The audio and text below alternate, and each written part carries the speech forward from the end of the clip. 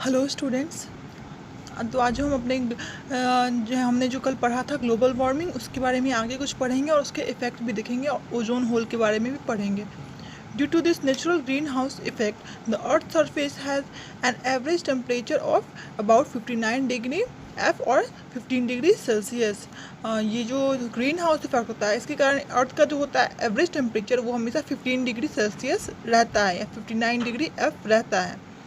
Human activities such as deforestation, burning of coal, petrol, and natural gas have increased the amount of greenhouse gases like carbon dioxide and methane in the atmosphere.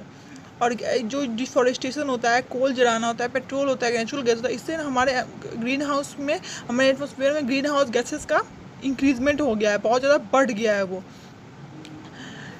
The gases absorb heat efficient, तो gases जो है वो heat को efficiently absorb करता है। They have cause the atmosphere to become warmer, यही atmosphere को गर्म करने का कारण भी है।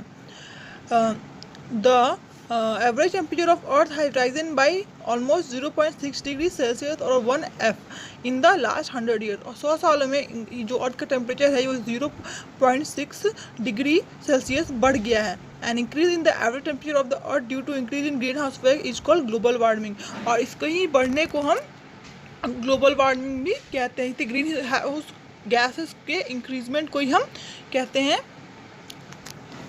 ग्रीन हाउस इफेक्ट, जिसके कारण हमारा ग्लोबल वार्मिंग होता है।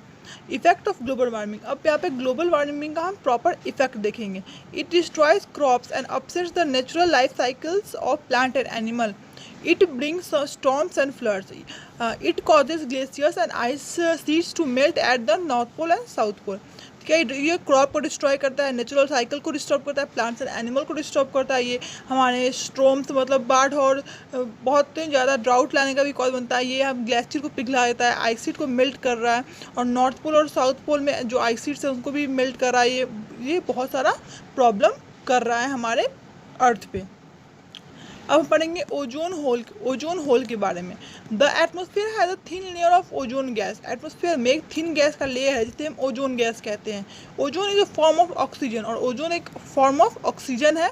The ozone layer acts like a protective umbrella which protects the earth from harmful ultraviolet rays या यूवी रेज, और ये एक हमारा शील्ड की तरह काम करता है। जो अल्ट्रावायलेट रेज या यूवी रेज जो कहते हैं उसे हमें प्रोटेक्ट करता है। 1980 scientists discovered a hole in the ozone layer, और 1980s में ही साइंटिस्ट ने इस ओजोन लेयर में एक होल को डिस्कवर किया था। Research prove that this hole was mainly caused by chlorofluorocarbon CFCs, और इससे रिसर्च से पता चला कि ये क्लोरोफ्लोरोकार्बन के कारण ये होल हुआ है।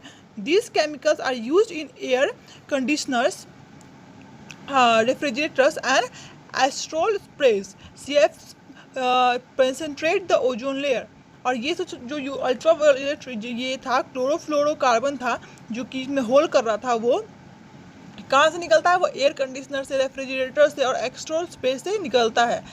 The ozone hole allows UV rays to reach the earth, और ओजोन हमें यूवी रेज को अलाउ करने लगा है आजकल कि वो अर्थ पे जा सके।